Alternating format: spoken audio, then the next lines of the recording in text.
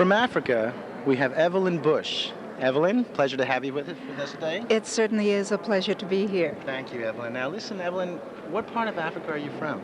I'm from Liberia. I see. By way of Cleveland, Ohio. Well, I think that Liberia is close enough for International Day here. How do you like that? Yes. Now, Liberia is exactly where on the continent of Africa? Liberia is in West Africa. Is it a coastal yes, country? It's a coastal country. Mm-hmm. Yes, it is. And now, is it on the upper tip of Africa, upper half, no, lower half?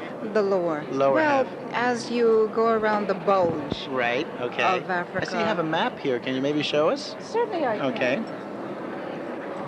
This is a map of ancient Africa. Oh, I see. But Liberia would be right in this area here. Oh, okay, right on the tip of the bulge then. Right. Okay. Now, do you have anything significant that you could associate your foods that you've brought with this map, or can we just leave? Not Okay. with the map. Okay. Well, then we'll leave the map. The map was one of the things that I remembered to bring, and Okay. the others I forgot. Well, let's start with the foods there then. Yes. Okay. So, what do we have here first, Evelyn? This is West African palm butter stew. West African palm butter stew. Yes, and it's prepared on festive occasions in Liberia. And what type of festive occasions, like weddings or holidays? Weddings. What typical holiday would you have? A typical holiday would be Independence Day. Okay. Alrighty. Now, what does it have in this stew here? Do I see Yes. meat in here? You see meat in there. The name is quite lots of misleading meat. then, right? The name is quite misleading. No, it isn't, because if it were not for the essence, Right. the thick part of the palm kernel, Mm-hmm. once you pound it and beat up on it for about where an do you hour. get palm kernels? Where do I get them? Where do you find palm kernels? There are African and West Indian stores I all see. over Philadelphia. Now, how big are Not the kernels, but you can buy the oil. Oh, Mhm. so the kernels are how big? How The big are kernels are about the size of pecans, they? That's pretty big. and for a they're very red. Uh-huh. Red they are? Yes. Very red, and the oil is very rich. Well, how would you prepare it if you had the actual kernels? Would you mash them down? You don't mash them, but you have to beat them. Beat them? With Yes. what? A mortar. A You would mortar take and pestle? yes, you would take the palm kernels, place them in the mortar, Right. and you have to beat them I see. Until what happens? Until they get soft? until they become very pulpy. Uh-huh. Mm-hmm. You then put them in a large white cloth, like a cheesecloth or Right. something, and you squeeze. To extract the oil? Yes, you extract the oil Mhm. and another very thick substance. And Which that's is what? that thick substance is what we call the palm butter. Oh, okay. And what is it? That substance? Is it part of the oil? Is it part of the pulp? It's part of both. Part of both. Yes, Okay. And yes. what color? That's also red. It's all very red. Also very red. Yes. So how many kernels do you need in order to prepare a dish of palm butter stew here? How much? That's a very technical question. Well, just in general, how much In would it? general, perhaps 30. 30 kernels. Yes, Okay, so you to make a pulp nice them up. large dish, right? pot of So once you stew. get this palm butter and oil, what's the next step? You get the meat. Yes, you have your meat. Uh-huh. You put your meat in the pot Right. with this thick substance. Right, the sauce yes, almost, and yeah. you boil it. Okay. And as you boil it, it thickens. How long would you boil it for? About 2 hours. That's it. In all, if you cook this High flame or low flame? traditionally, Mm-hmm. it takes about 5 or 6 hours to cook the Wow. entire dish. That's a long time. Yes. That's a long Yes. time. Whenever friends and family prepare palm butter stew, you know they love you You know because that they're going through a little bit of torture to do this, correct? That's right. Well, how about this? These are next to this are plantains. Those are plantains. Okay, yes. these are what is known. These are known as what? Bananas. the large. big brother to the banana. Right. Now these are the large green bananas, correct? They're not green. We let them ripen. Okay. When they are fried green, Mm-hmm. we use that as a substitute for potato chips Oh, I because see. they're not sweet. I was going to say because when they're green, they're not. They wouldn't have the same like sugary taste that No. you have when they're ripened, right? That's right. So when they ripen, you let them go to yellow color. No, actually, they begin to blacken. Oh, they begin to blacken. Yes, Uh-huh. they And then- begin to blacken and they get red streaks. Now, I believe that the West Indian, Right. the Caribbean plantain ripens a little differently. It doesn't get the red, The red stripes in it. That's right. Right. It just. but with the African plantain, once it begins to get red streaks, Right. throughout. You know it's It's very ready. sweet, Right, it's and ready to that's do when that. the children really love it. Oh, it sounds And great. it's Now, what do you very do? Cut it sweet. into little chips and then You deep cut fry it it? into, yes, cut it into chips like this and fry it. And Yes. fry it. For how long? Oh, 15 minutes. Okay, and then It it's ready doesn't to take go. long. You let it Yes. cool down, or do you eat it hot or cold? Some of us eat it right from the pan. Okay, well, just get it ready and have it ready then. So you would eat plantains with the palm butter stew, Yes. correct? And plus the rice? Plus the rice. And that would all be what, one meal? That would be one meal. Okay, and this You would meal- also have a vegetable. I was going to ask you, and a what type of salad. vegetable would you have with it? You might have potato greens, cassava leaf, Right.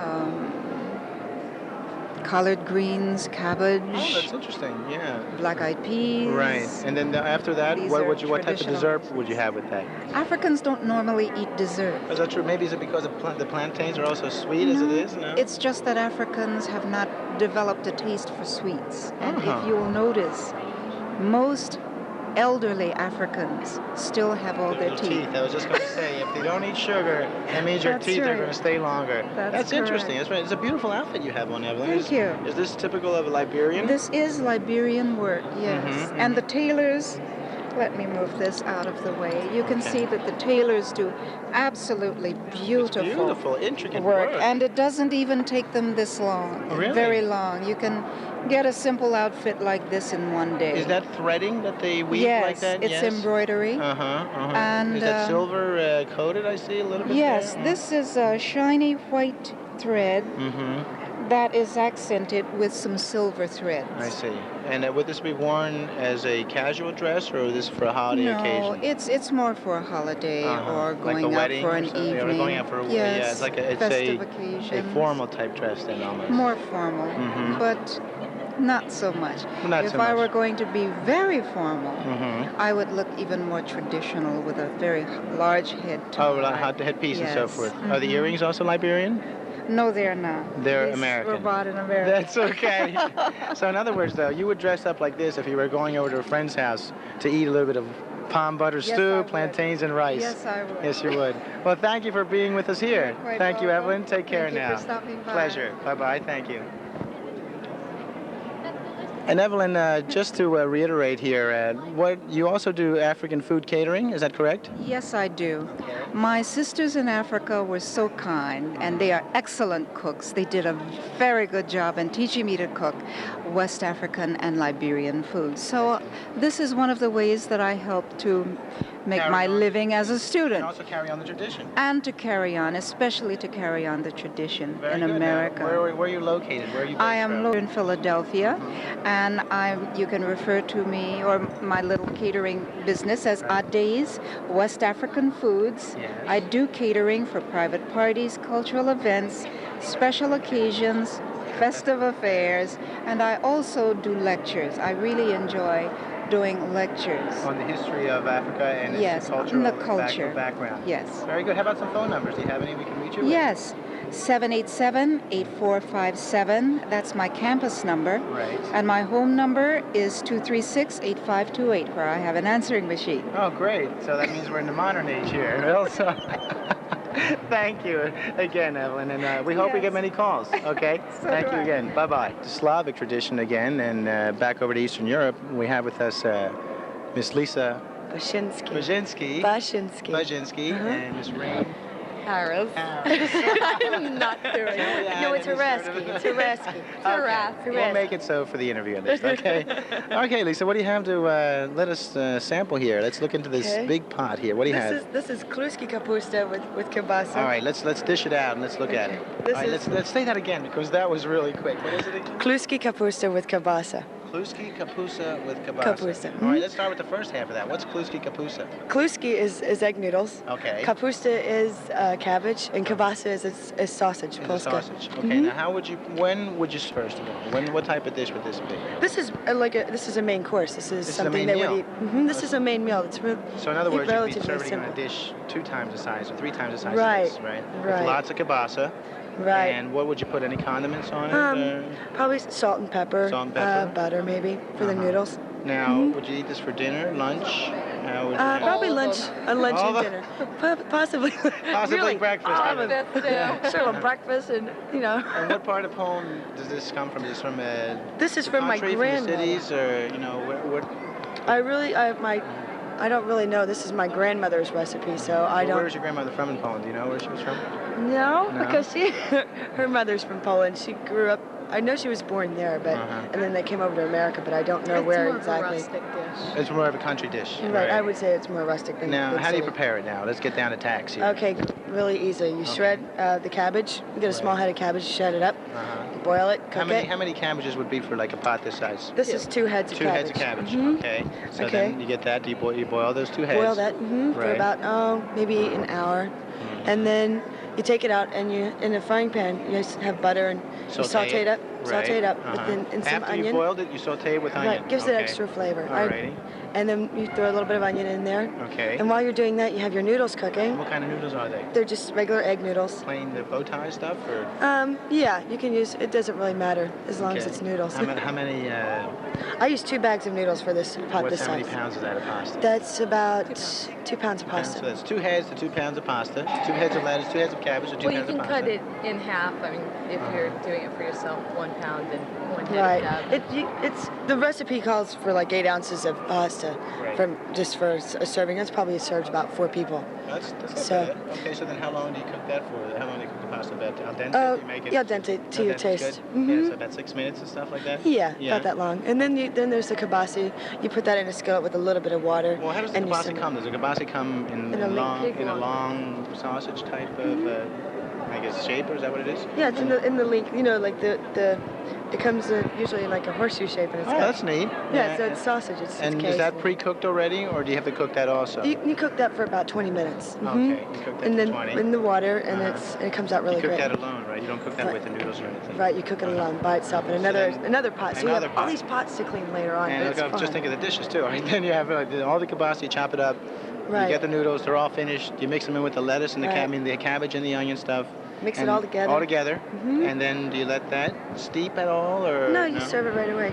It's Salt, probably pepper. better. Salt and pepper. Salt and bread, pepper. maybe. Butter. Sure. Black butter. bread, butter. Black bread, yeah, Yeah. that'd be good. How about, what do you have with it? Maybe some Oh, vodka. vodka. Straight vodka with it, or some wine? No, some wine. Some wine? Wine's better, yeah. They Wow. usually drink wine with dinner. Any other desserts or anything you have for us here? No, I didn't No? make any desserts. There's some great cookies though. Any cooking stories you have for us? Well, let's see. I didn't chop any fingers, lose any fingers shredding the cabbage or anything. Rain was getting nervous watching me chop up everything with this big knife. Where are the pierogies is my question. Is it? Oh, pierogies. Those are hard to make, believe it or not. Are they? Really Yeah. time consuming, a lot of time. What are the pierogies again? They're the Pierogies, dough with it's stuffed. You can get that like stuffed with, what was it? Calf's brains. They have some Is that- really interesting stuffings for Is that those. in the traditional Polish stuffing, calf's brains and so forth? Yeah, they have some really. That would have been nice to see here, Some but maybe tongue, next time we'll maybe. have those. Do you do this Yeah. do you cater at all or anything, Lisa? Oh no, No? This is just hobby fun. That's nice. Cooking. Well, it'll be a good meal tonight. I see there's a lot left here. If you get to take some home, because everybody. You won't? I think we'll. Thanks. Sure. Talk to you next time. Okay. All right, thanks a Take lot. it easy. Miss Bye. Harinsky, was it? There you go. There it is. Harinsky, that's great. All right. I'll talk to you, Carlos, okay? Take care. Bye-bye. From the country of Turkey, from the Middle East again, we have with us Sizin Barlas. Susan Barlas. Pleasure. Welcome to have you here. Nice to meet you. And Susan, what have you brought with you today from Turkey? Can you explain what you have here? Yes, I have a Turkish sweet cookie called şekerpare. Okay. We usually eat such sweets a lot right after Ramadan, which is a religious fasting period. It Right. lasts for about 30 days, and people cannot eat during the day, although they can in the evening. And just after that religious period, they have this 4-day holiday where people just rush to candies, sweets, and all sorts of things. In order to get back what they haven't been able to enjoy Yes. during the Yes. fasting. Okay. That's right, and this is called a sweets holiday, Uh-huh. and this is one of the things that we eat during that holiday. Okay. Now, how would you prepare this cookie? I see that it's steeped in either syrup or honey. Is that what it is? It's not honey, it's syrup. Syrup. The syrup is prepared with water, sugar, and some lemon juice. Uh-huh. It's prepared beforehand, and then it's poured over the cookies. The cookies are just like normal cookies What with kind of dough flour. do you use and so? What is this? Any It's got special?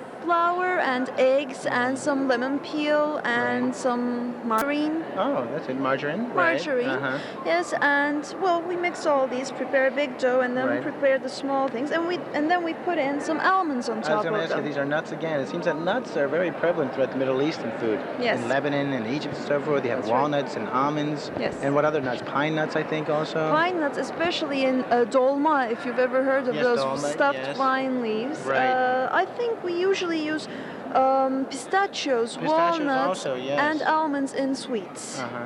And also there's a lot of cracked wheat, I understand. Yes, in that's right. dishes that you use in Turkey and in Yes. Lebanon, right? We have some cold dishes with them, Right, cracked now- wheat. This is served, obviously, at room temperature, not warm or hot or anything, right? No, it should be just at room temperature. Right. Now, any suggestions on how this would, how people could use this in their daily meals? Is this a daily dish or for holidays or? Well, they could serve it as a dessert after a meal, or they could just serve it alone in the evening. What does the lemon juice do for it? It's interesting that there's both, you know, the sour and the acidicness of the lemon juice is mixed in with the water and the honey. Yeah, it tries to break down the sweetness, I think. It's a bit too sweet sometimes. If you know how baklava tastes, Right, it's very- very similar to baklava. Oh, that's sometimes interesting. very sweet, so the lemon juice tries to make it a bit more sour in a way. And just to cut a little bit of that sugar stuff, right? Yes. Okay, good. All right, I'll tell you what then. Any other suggestions that you can have Yes. from Turkey for the people that are listening, or any other desserts? About this, desserts, well, baklava, they really should try baklava. Right. That's a very national food that we have And in what Turkey. would be your major entree, your main entree in Turkey? What would you have? Food like shish kebab, Okay. that's a big thing, and lots of meats, of course, and lots of vegetables too. I mean, dolma, What kind of vegetables? Like the grape leaves? grape leaves, zucchini, and eggplant. How about We could have this? about Oh, eggplant. 80 different types of eggplant dinners in Eggplant Turkey. seems to be very present in the Middle East Yes, too, and yes. everywhere. And How about- spinach, How about too. rice? Any rice dishes? Yes, of course, a lot of rice dishes, and we even eat rice with, no, not even, but we eat it with lots of fish. Oh, that's interesting. How about yogurt sauces? That's another favorite. Yes, huh? like yogurt, we mix yogurt with cucumber, diced cucumbers, Right. put some garlic and some mint on it, Uh-huh. and then we eat it as a salad with our pasta. Right. Oh, you have pasta also? We have pasta, and we also have börek, we call it. It's made from phyllo dough. You put phyllo dough and you Right. put some cheese in between. Phyllo dough is a very flaky dough, Yes, pastry dough, yes. right? Yes. It's a bit thicker in Turkey, but Okay. here we don't seem to be able to find those, so we use the phyllo The phyllo dough. dough, I And see. you could eat it as a salad beside the phyllo dough. Now, where would you go to eat Turkish food here in Philadelphia? Do you have any suggestions? There aren't any restaurants here, but I've heard that there are some in New York, but I'm not really sure where. But you could somehow call me and As I I'll. was saying, maybe go to your house. Yes, You can- why not? Please do. And come for a over. real meal, huh? Yes. Well, thank you, Susan. Thank Thank you you very very much for much. explaining a little bit of Turkey to us, okay? Thank you. And just as a little sidelight here, who is your friend here? Wies van den Brink. And obviously that's not Turkish. No, that's Dutch. Where are you from? I'm from the Netherlands. I have been to Turkey. Oh, you but- have been? Yeah. And what part of Turkey are you from, Susan? I'm Where- from the capital, Ankara. Ankara, okay. And have you visited Ankara? Is that where you No, I've been to the southwestern part. Oh, well, at least... You should go there. The food's very I'd love good. to. I'd love to go to a And Turkish go to bath. the coast. And Yes, this is used in a Turkish exactly. bath. I mean, I've always wanted to go and find Why out not? what's going on. Exactly. And Maybe go I'll get to this swim year. To the coast. This Very good coast. beautiful coast, I understand, in Turkey, right? What would be the major city on the coast? Izmir is Izmir? one of That would be a- Antalya is another very touristic, and Istanbul, of course. They're the Istanbul, biggest three cities. was known as what the... Constant. Right, Oh. well, it was known as what, the Switzerland of the Middle East. Yeah, right? well, it still is. Why It not? still is. Why not is right. Well, thank you very much again. Thank you. Take care. Bye-bye. Thank you very much. See you. Bye-bye. Thank you.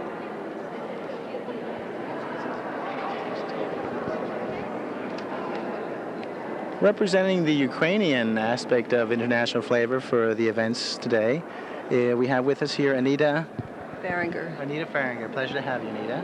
How are you? Okay. And Anita, I see these are beautiful eggs that you're decorating here. And can you give us a little bit of background on what the egg decorating symbolism is and why do you decorate eggs? Well, the eggs are usually done at Easter, and they symbolize the resurrection of Christ, and all the symbols, every little aspect has some sort of symbolic meaning. The design is quite intricate for an egg. I mean, you have a variety of colors and designs and layers there. How do you go about layering so many different designs on one egg? Well, you start with a plain egg. Go ahead. Show us a plain egg. All Okay. right. I'm doing brown ones now. Okay, so I see rather that than I see white. that you've already sketched on them. Right, you sketch the design first in a number 3 pencil because Okay. that doesn't smear. Right, so it's a harder point. Right. Yeah, right. And then you cover everything that you want to remain the natural color of the egg. You cover in wax. So that's almost like an etching, almost. You know, like when you etch glass. You know, you cover whatever it is with something, a material that you don't want the Right. process to touch. Mhm. Okay. So, I mean, this one's already been, I've already done How do you get the wax on there? the wax is done with a stylus called a kitska, Okay. and you put it in the flame, right. heat it up, and then you scoop out.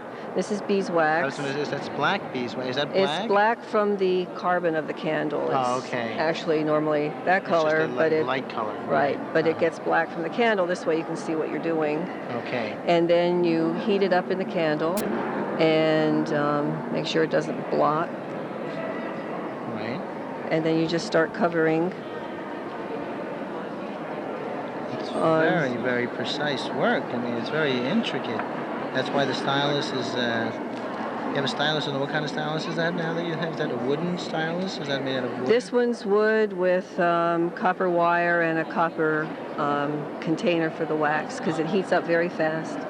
And beeswax has a low heating point, so it heats up real fast. Does the tip have but a it- little aperture in which the wax comes out, or is Just it a hole. Just a hole, and it just drips through. Yeah. I see. And there are different points. This is a fine point. This one I think is medium. Right. This is extra fine. Uh-huh. And then of course there's the electric stylus, Electric which is one. yes, which I prefer, but I'm not But- by an outlet, But so so you have to go the real old-fashioned right. I have to go way the here, old-fashioned way. which is the way it was done for centuries, I'm sure. yes. you know. Oh yeah, definitely. So then you cover all the lines with that, or all your pattern that you cover with the wax, correct? Right. And then what would be the next step after that?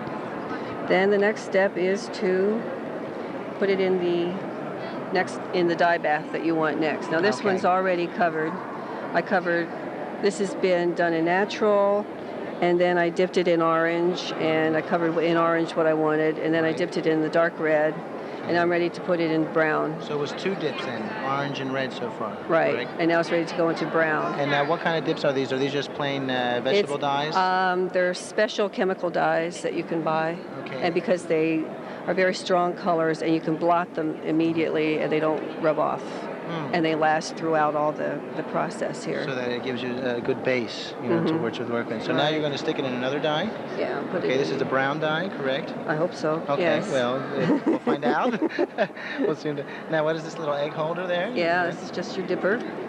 And How I was long afraid do you of leave that. them in there?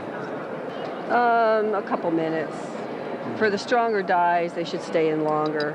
Okay. This one, unfortunately, the jar is too big for the dye, so we'll have to sort of tilt it to get it in there. So you let the dye saturate the eggshell. Right. Uh-huh. And I'm going to have to, I'll leave it like that Okay. for a bit. Okay, fine. So and when you hope that it, that it takes. yeah, it's Yeah. all covered up here. Okay. So now when you pull that out, what would you do? Then I'll cover in wax what I want to stay brown, and then it goes in black. And that's the final color. And now what happens to all the wax afterwards? Then you melt it off in the candle, like I did with this one here. It's all been cut, and then when you're done, you just melt the wax in the side of the candle and rub it off. And then you all see the what you- patterns are there? Right. That's amazing. See, that I thought that you did the patterns with the stylus and so forth. Like, you know, each little color with the stylus and so You forth. do. Well, I but mean- with the wax you do it, right? Right, But I yeah. thought you took the actual, like with a paintbrush. Oh, and no, did- no. Yeah, No. that's why I said, this is amazing. My God. I mean, how do you not overlap, you know? Oh, no, no, no. You cover everything in wax that you don't want to be the next color. That's incredible. So you have And almost then- like templates. They're like separate templates for each little design that you have there. Right. And then after it's all done, you heat melt- the wax, away. Yeah, you hold the candle into the wax. And then you just take it off with a napkin? Hold the egg into the candle. Oh, perfect. And to the side because you get it all. And that won't damage the dye at all or anything? Well, these are No, No? they stay on. They're really, So the dyes are heat resistant. yeah. Unless, of course, you scorch them. How long which does I it have take to done. do one egg, Anita? For this style, this design takes about 5 hours. Wow, that's a patient craft. Yes. My God, so you Backbreaking. It is. It really is. And then what is this huge egg that I see over here? Goose egg. A goose egg? Can we take a look at it? Can you pull it over for us? Sure. You handle it because I'm very apprehensive about even holding these. It's beautiful. Oh, Now, thank you. And all these colors. I mean, do you sell these also, Anita? Not the goose eggs. Not the goose eggs. Yeah, it takes too much time. How long have you been doing this? Oh, about 10 years. Oh, you're a master. You're a master Well, egg painter here. So what happens after you do that? Do you hold them as for your own collection, or do Yes, you... well, I usually make them during Lent for Easter. I see. And then I take them home to our church. They're blessed on Holy Saturday. And what church was that? Was that a It's Ukrainian church? Yes, Ukrainian Catholic. And that's what, Ukrainian Orthodox? Is that No, what it is? Catholic. Catholic? I see. In And- Berwick, Pennsylvania, St. Uh-huh. Cyril and Methodius I Church. see. And then you have little egg holders too, I see, with little wooden egg holders that display them. Right. Oh, that's wonderful. Well, my Anita, mother's got a giant basket. I've got containers everywhere. how many eggs do you have at home? I'm Oh, curious to ask here. Well over 100, I'm sure. Oh my God! How do you have them displayed in a china closet, or? Yes, I've got. Yeah. Well, I've done bowls and That all was a kinds of colorful containers. house. Let me tell you. Well, they're supposed to protect your home from evil, so I guess. Oh, so it's also a good luck Oh, it's a charm. or something. talisman. Oh, yes, see, they're what is everything. it? Right. So. Yeah, they're embodied with all the symbols embody the egg with certain farmers bury them in their field. They put them on their cows. They grind the shells up with chicken feed so the chickens will be Protected lay from more the evils. eggs. Yeah, I see. It's just the fertility symbols and so and they forth. and they bury them with the dead. Oh, really? Yeah. So they It's, have a spiritual, very spiritual nature about them. Yeah. So in other words, if we went to your house, we'd have to walk on eggshells, literally. to pardon the pun, if you will. Yes. Well, thank you, Anita. On that well, note, thank you. let's thank you and let you get back to your Okay. painting. Thank you very kindly. Have a nice time. Bye-bye.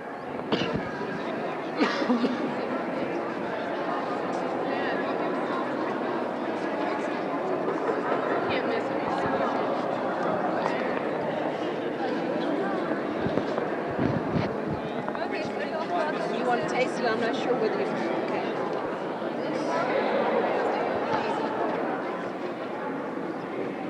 To wrap up this Festival of Food today at the University of Museum of Archaeology and Anthropology, we end with Japan, the gem of the Far East.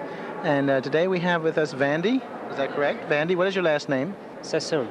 Vandy Sassoon? Yeah. Now you're associated with the Shogun restaurant, is that correct?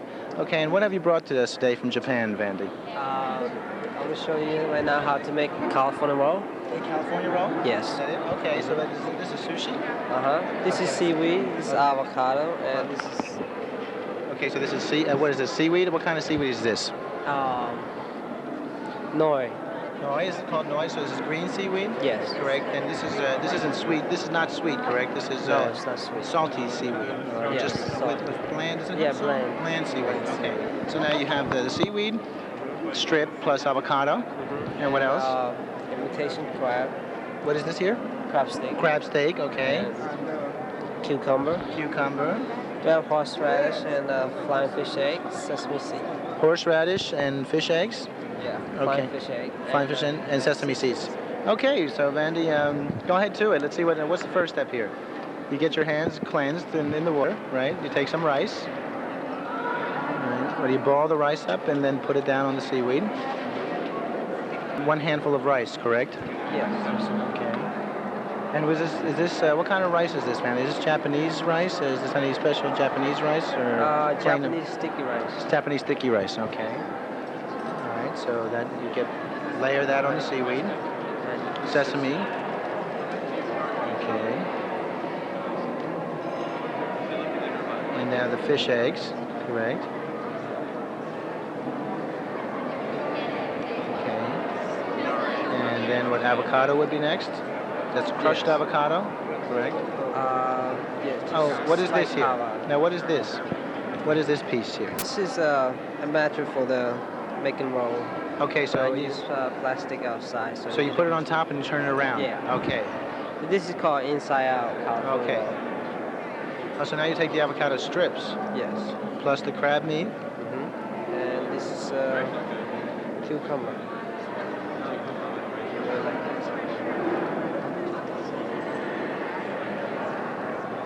I see. And then you. Oh, so that's how it becomes the roll. You put it in the wood there. Yes. Okay, so now it's the roll, and that all sticks together. Yes. You don't use anything else other than that, just to stick. It just holds together like that, huh? Yeah, just hold together like this. And you cut it. And how many would this make here? So like about 6? 6. 6. Okay. Cut 8 if you want to. Most likely 6. And now this is sushi, correct? When would sushi be served in Japan? Would that be served in lunchtime, appetizer, meal? How would you give us a background on sushi? Meal. A normal Meal, lunch, dinner. So in other words, you could have a whole tray of sushi. Yes. Correct? Well, that's interesting. Well, Vandy, where is the Shogun restaurant? Can you give us the name and where it is? Shogun is located at 10 and Arch, between 10 and 11 Arch, near Chinatown. When are you open? We open at 11:30 till 10 on weekday. Friday, Saturday we open till 12. That's interesting. We close Monday. And do you have traditional Japanese? Is that like a traditional Japanese restaurant? Is the Yes. decor inside? You can go inside the little rooms and so Yes. forth. Yes. It's Well, traditional. Thank you very much, Mandy, and thank you for showing us the California roll. It's okay. I know you have to keep your hands in. The University Museum of Archaeology and Anthropology would like to thank you for joining us today on our tour of foods and customs from around the world. I'm Edison Concho on behalf of the museum, thanking you and also thanking Deborah Heller, our producer, Pat Goodwin, Director of Museum Events Office, and all the folks who have helped us make today a success. Please join us once again in our continuing series of International Events Day for the University of Archaeology and Anthropology. Thank you.